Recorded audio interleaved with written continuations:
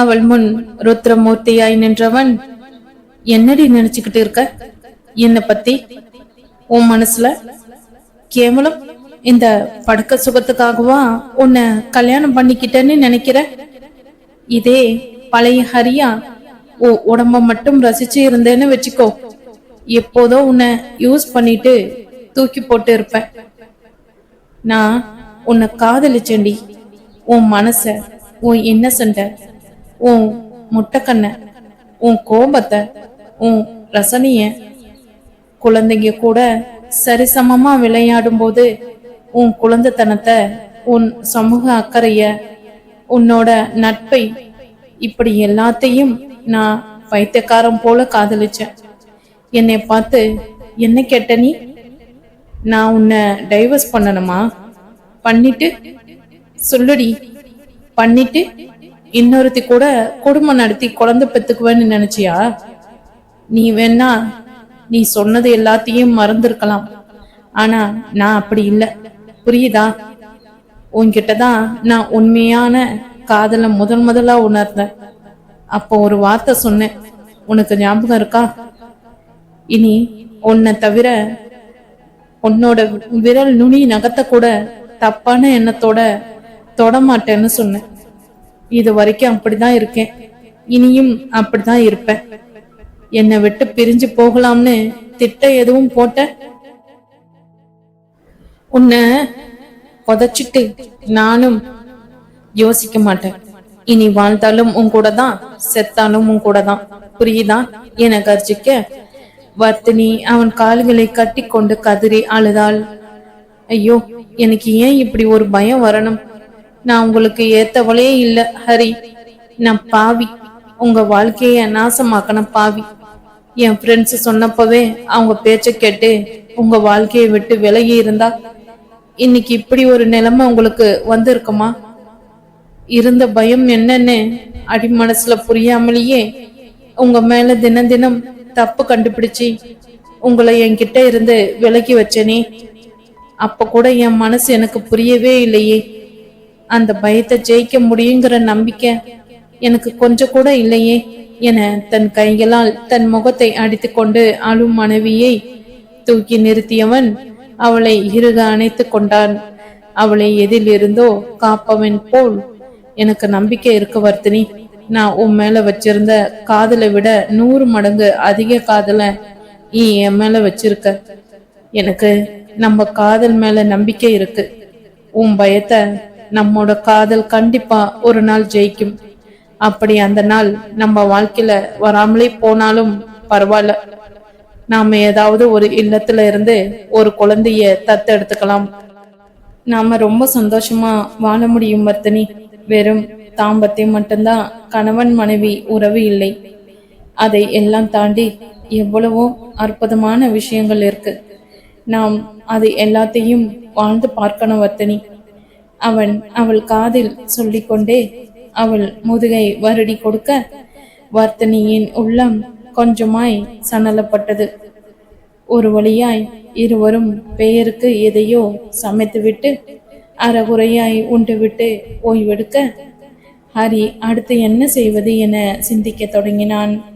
அவள் அந்த முகத்தோடு அவள் நண்பர்களை எதிர்கொண்டால் நிச்சயம் கேள்விகளை எதிர்நோக்க வேண்டி வரும் என்பதை உணர்ந்து இருவரின் அலுவலகங்களுக்கும் 1 வாரம் விடுப்பை தன் மெயிலிலிருந்து அனுப்பிவிட்டு கார்த்திக்கு போன் செய்து இருவரும் 1 வாரம் தேனிலவு செல்ல போவதாய் அறிவிக்க அவன் குரல் இருந்த போலி உற்சாகத்தை உணராத கார்த்திக்கும் அவனுக்கு வழக்கமான கேலி கிண்டல்களை பரிசளித்துவிட்டு பத்திரமாய் போய் வரும்படி அறிவுறுத்தி விட்டு போனை வைத்து விட்டான். வர்த்தினியின் அறைக்குள் நுழைந்தவன் அவள் இலக்கில்லாமல் எங்கோ விரித்து கொண்டு இருப்பதைக் கண்டு அவளை அணைத்தபடி அமர்ந்தவன் அவள் உள்ளங்கையில் தன் இதழ்களை பதித்துவிட்டு, 2 பேர் ஆபீஸ்க்கு 1 வாரம் லீவ் சொல்லிட்டேன் வர்த்தினி. நம்ம ஊருக்கு போயிட்டு வரலாமா? அக்கா வேற நமக்கு கல்யாணம் ஆனதிலிருந்து நம்ம அவங்க வீட்டுக்கு வர சொல்லி நச்சு பண்றா என சொல்ல வர்த்தினி சம்மதமாய் தலையசைத்தாள். ஆனால் பாவம் ஹரி அறியவில்லை. அவளை ஊருக்கு அழைத்து செல்வதால் அவளுள் வேறொரு ஏக்கத்தை விதைக்கப் போகிறோம் என்று. ஹரியின் அக்கா கீதா வீட்டில் அவர்களுக்கு உற்சாக வரவேற்பு அளித்தார்கள். கீதா, மகேஷ் அவர்களின் ஒரே மகள் யாமினி உள்பட கொடுத்த ஆரவார வரவேற்பில் வர்த்தினியின் உள்ளம் சற்று நெகிழதான் செய்தது.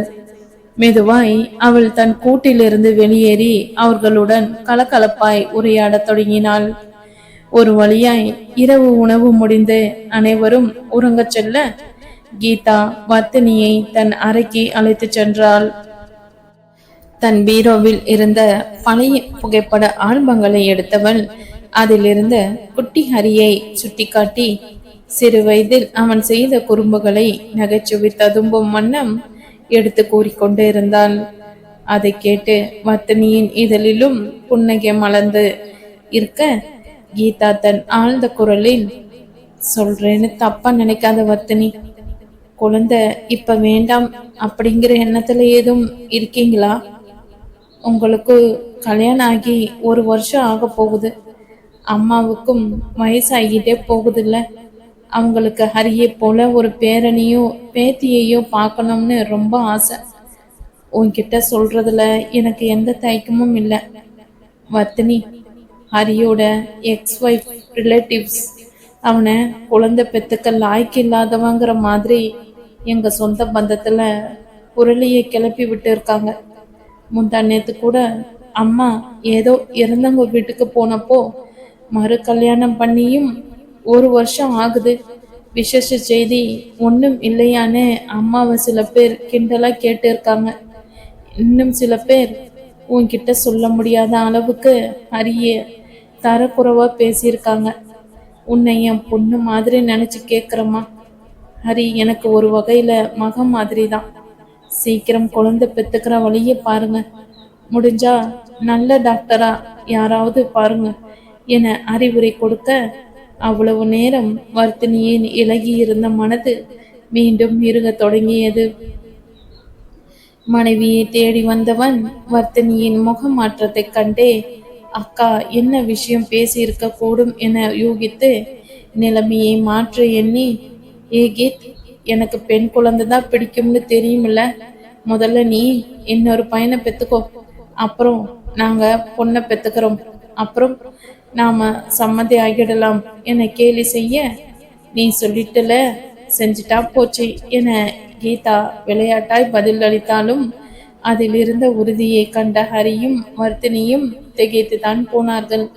அங்கே 2 நாட்களை கழித்துவிட்டு ஹரி வர்த்தினியை அவள் பிறந்த வீட்டிற்கு அழைத்து செல்ல முதல் நாள் தங்கைகள், தாய் மற்றும் பிற சொந்தங்களில் அதிர்வேட்டான வரவேற்பில் வர்த்தினியின் மனது குதூகலித்தாலும் அதற்கு அடுத்த நாளே தாமரை குழந்தை பற்றிய விசாரிப்பை வெளிப்படையாய் தொடங்க வர்த்தினி தன் முகமாற்றத்தை மறக்கப்படாத பாடுபட்டு போனாள். நாமக்கல்லில் ஹரியின் வீட்டிலும் இதே தொடர்கதையாக வர்த்தினி அவளை அறியாமலேயே ஹரியை போல குழந்தை அவள் கனாக்களில் வலம் வர குழந்தை மீதான தன் ஏக்கத்தை வளர்த்து கொண்டாள். அவள் தூக்கம் பறித்தது. வெற்றிகரமாக தங்கள் 7 நாள் பயணத்தை முடித்துக்கொண்டு ஹரி வர்த்தினி ஜோடி வீடு திரும்பினார்கள். அவள் முகத்தில் எப்பொழுதும் சோகத்தின் நிழலிலும் ஏக்கத்தின் நிழலிலும் படிந்தே இருக்க ஷர்மா கூட அவளை கேட்டு பார்த்துவிட்டு அவளிடம் பதில் இல்லாமல் வேற்று பார்வை விடையாய் வாங்கினார். இங்கே நண்பர்களின் நிலை அதைவிட மோசமாய் இருந்தது. அவள் சிறப்பு வகுப்பிற்கு வரும்போது எல்லாம் ஹரி அவள் கூட வகுப்பு முடிந்ததும் அவளை கையோடு வீட்டிற்கு அழைத்து சென்றான். முதலில் புதுமண தம்பதிகள் என ஒதுங்கி இருந்த நண்பர்களின் மனதில் அவள் முகத்தில் எப்பொழுதும் குடியிருந்த சோகத்தின் சாயல் சந்தேகத்தை விளைவிக்க, ஆனால் அவர்கள் யாருக்கும் அவளை நிறுத்தி கேள்வி கேட்கத்தான் முடியவில்லை. ஏனெனில் அவளுடன் எப்பொழுதும் ஹரி இருந்தான். இப்படியே நாட்கள் நிறைய ஹரி மருத்துவர் சொன்னதை போல் அவளை கவுன்சிலிங்கிற்கு நாள் தவறாமல் மருத்துவமனைக்கு அழைத்து சென்றான். வீட்டில் இருக்கும் நேரங்களில் முடிந்த அளவு அவளை ஒட்டி கொண்டே அலைந்தான். மருத்துவர் சொன்னதை போல் இருமுறை அவளை நெருங்க முயற்சிக்க அவள் கண்களில் மீண்டும் அந்த பயம் அவனை தள்ளியே நிறுத்தியது. ஒரு கட்டத்திற்கு மேல் இனிமேல் அவளை வருத்த வேண்டாம் என்று முடிவெடுத்தவன் அவளை நெருங்கி பார்க்கும் எண்ணத்தையே முழுமையாக கைவிட்டான். வர்த்தினி மனதளவில் கொஞ்சம் கொஞ்சமாய் தளர்ந்து கொண்டு இருந்தாள். ஒருவரை அவரின் பலவீனம் ஆக்கிரமிக்கும் போது அவரின் பலம் எல்லாம் ஏதோ ஒரு மூலையில் சென்று ஒளிந்து கொள்ளும். அவள் விஷயத்திலும் அதுதான் நடந்தது.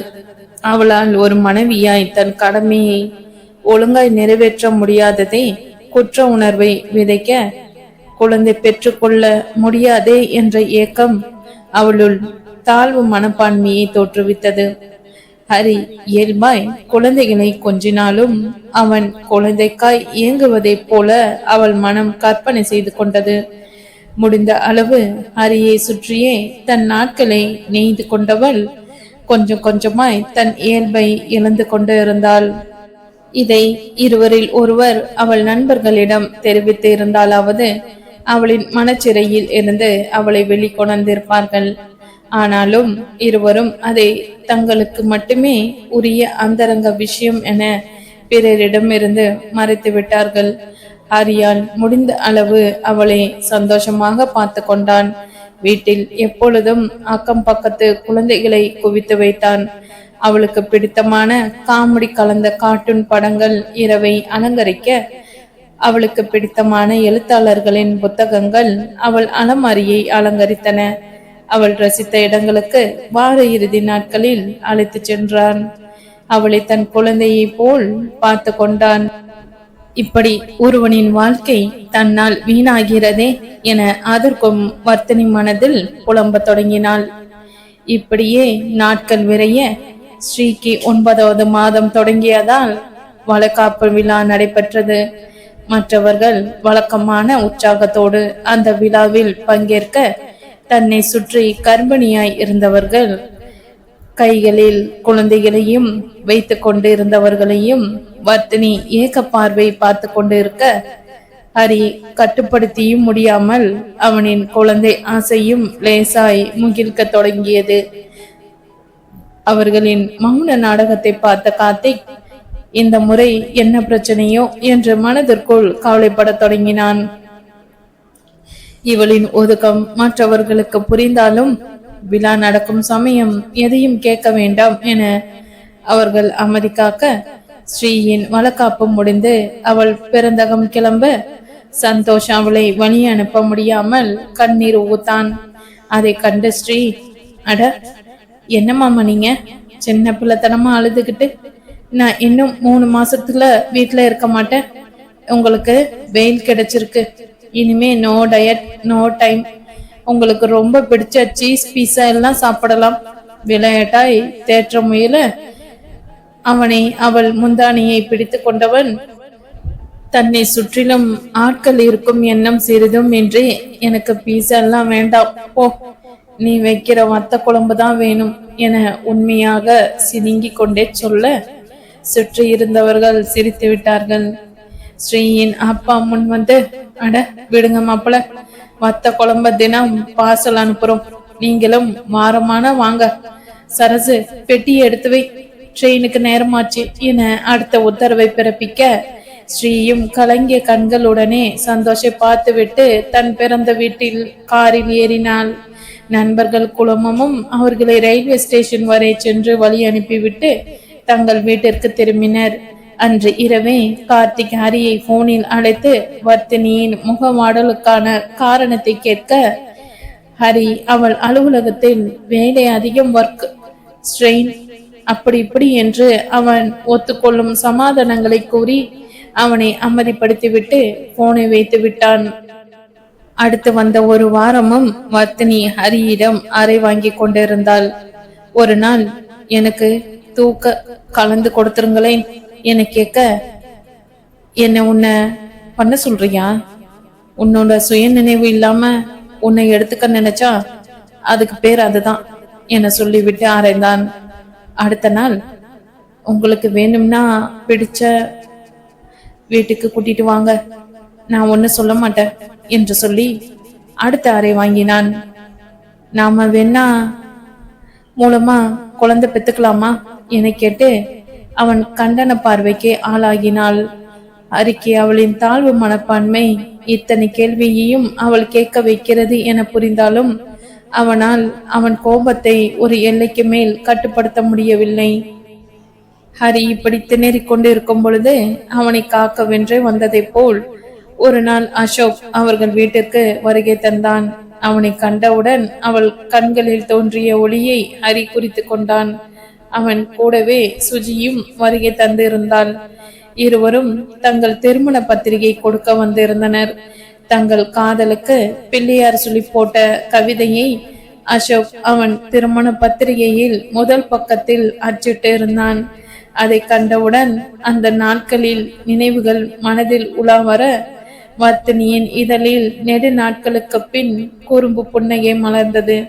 இதையெல்லாம் கவனித்துக் கொண்டிருந்த ஹரி, மிஸ்டர் அசோக், உங்க கல்யாண வேலையில எல்லாம் என் ஒய்ஃப நல்ல வேலை வாங்குங்கோங்க. வீட்டுல வெட்டியா இருந்து இருந்து குண்டாயிட்டே போறான். இப்படியே போனா நான் வீட்டு வாசல் கதவை இடிக்க வேண்டி வரும் போல. வர்த்தினியின் மனதை திசை திருப்பி விட்டான். அதை அசோக் விளையாட்டாகவே முழுமையாய் பிடித்து கொண்டான். கல்யாண ஜவுளி தொடங்கி மண்டபம், மேடை, அலங்காரம், பந்தி வரை எதை தேர்ந்தெடுக்கவும் அசோக் ஜோடி வர்த்தினியை சேர்த்து கொண்டே சுற்றியது. அவர்களுடனான பயணம் வர்த்தினியை அவள் கூட்டிலிருந்து மெதுவாய் வெளியே இழுத்து கொண்டு வந்தது. அவள் முகத்தில் மீண்டும் பழைய உற்சாகம் தாண்டவமாட நண்பர்களின் கவலையும் குறைந்தது. அந்த வாரத்தில் ஸ்ரீ அழகிய ஆண் குழந்தையை பெற்றெடுக்க தன் குழந்தை ஏக்கத்தை எல்லாம் புறம் தள்ளிவிட்டு நண்பர் குலாமுடன் சந்தோஷின் குழந்தையை ஈரோடு வரை சென்று கண்டு ஆனந்தம் அடைந்து வந்தாள் வர்த்தினி. அவளுடன் சேர்ந்து வந்து இருந்த ஹரிக்கு அது இன்பத்தை கொடுக்க அவனும் வர்த்தினியின் இந்த மனமாற்றத்தில் மிகுந்த மன நிம்மதியை அடைந்திருந்தான். இன்னும் 2 தினங்களில் அசோக்கின் திருமணம் நெருங்கிவிட வர்த்தினி சர்மாவின் வீட்டிலேயே தங்கி திருமண ஏற்பாடுகளை கவனித்துக் கொண்டு இருந்தாள். ஹரிக்கு முக்கியமான ப்ராஜெக்ட் மீட்டிங்கிற்காக அவன் பெங்களூர் வரை செல்ல வேண்டியிருந்ததால் வர்த்தினி அதுவரை அங்கு இருப்பதே சால சிறந்தது என முடிவெடுத்தான். அவளை கொண்டு அங்கே விடும் முன் அவள் இதழ்களில் ஒரு தன் நீண்ட முத்தத்தை பதித்துவிட்டு, எப்போ உனக்கு பயம் போகுதோ அப்ப ஐ லவ் யூ மாமான்னு சொல்லு, நான் உலகத்துல எந்த மூலையில இருந்தாலும் பறந்து வந்துடுவேன் என பறப்பதை போல் கைகளை விரித்து கொண்டு சொல்ல வர்த்தினி அவன் கேலியை ரசித்து கொண்டே, அத அப்ப பாக்கலாம் மாமா, நீங்க ஒழுங்கா மீட்டிங் முடிச்சிட்டு சீக்கிரம் வாங்க, உங்க பொண்டாட்டி இங்க வெயிட்டிங் என அவனுக்கு பறக்கும் மொத்தத்தை பரிசளித்துக் கொண்டே காரில் இருந்து இறங்கி அசோக் வீட்டை நோக்கி நடந்தாள். ஹரி அப்பொழுது அறியவில்லை, இன்னும் 2 தினங்களில் வர்த்தினி அவனுக்கு போன் செய்து ஐ லவ் யூ மாமா என சொல்ல போவதை. சுற்றி நடக்கும் நிகழ்வுகள் எதையும் உணரும் நிலையில் வர்த்தினி இல்லை. சற்று முன் சிரித்து கொண்டே சுஜியின் கழுத்தில் தாலி கட்டியவன் அடுத்த அரை மணி நேரத்தில் எப்படி ஐசியூ வார்டில் அனுமதிக்கப்பட வேண்டிய அளவிற்கு உடல்நல குறைவிற்கு ஆளானான் என்ற கேள்வி அவள் மனதை குடைந்து கொண்டே இருந்தது. கழுத்தில் அசோக் கட்டிய புத்தம் புது தாலி மின்ன சுஜி கண்ணீர் கரை படிந்த கண்களோடு அந்த ஐசியூ வார்டில் இருந்து வெளிப்பட்ட மருத்துவர்களின் காலில் விழுந்து, என் ஹஸ்பண்டை எப்படியாவது காப்பாத்தி கொடுங்க டாக்டர் என கதறிக்கொண்டு இருந்தாள். அரை மணி நேரத்திற்கு முன் கொதுக்களம் கூடியிருந்த அனைவர் முகத்திலும் அப்பட்டமாய் பீதி அப்பி இருந்தது. அங்கே தலைமை மருத்துவர் போல இருந்த ஒருவர் அறையில் இருந்து வெளிப்பட்டு, அசோக் பேரண்ட்ஸ் வந்து என்னோட ரூம்ல என்ன பாருங்க என அழைக்க அசோக்கின் தாய் சுபாஷினி சர்மாவை பயப்பார்வை பார்க்க அவருக்கு பார்வையால் தைரியம் அளித்துவிட்டு சர்மா மருத்துவரை நாடி சென்றார். சார், நானும் உங்க கூட வரேன் என வர்த்தினியும் அவருடன் இணைந்து கொண்டாள். அவர்கள் அனுமதி பெற்று உள்ளே சென்றதும் ஒரு பேர் மூச்சை வெளியேற்றிய மருத்துவர் சர்மாவை பார்த்து கொண்டே, சார், நான் இப்போ உங்க பையன் கண்டிஷனை பிராங்கா சொல்ல போறேன். ஏன்னா போலி நம்பிக்கை கொடுக்கறது எனக்கு பிடிக்காது. 2 நாளைக்கு முன்னாடி உங்க பையன் அவங்க ஃப்ரெண்ட்ஸ் வச்சு பேச்சுலர் பார்ட்டியில ட்ரிங்க்ஸ் எடுத்துக்கிட்டு இருக்கார். மேபி அதுதான் அவர் குடிச்ச ஃபர்ஸ்ட் டைம்னு ஹிஸ்டரி கலெக்ட் பண்ணும்போது சொன்னார். சில பேருக்கு இப்படி ஆகும். உங்க பையனுக்கு கணைய அலர்ஜி நோய் ஏற்பட்டிருக்கு. இதை மெடிக்கல்ல அப்படின்னு சொல்லுவோம். இதுல 2 வகை இருக்கு. ஒண்ணு ரொம்ப அதிரடியா ஒரே நாள்ல பாதிப்பை ஏற்படுத்தும். இன்னொன்னு கொஞ்சம் கொஞ்சமா உடம்பில் பாதிப்பை ஏற்படுத்தி நோய் முத்துனதுக்கு அப்புறம் பாதிப்பை வெளியே காட்டும். உங்க பையனுக்கு வந்திருக்கிற வியாதி முதல் வகை சேர்ந்தது.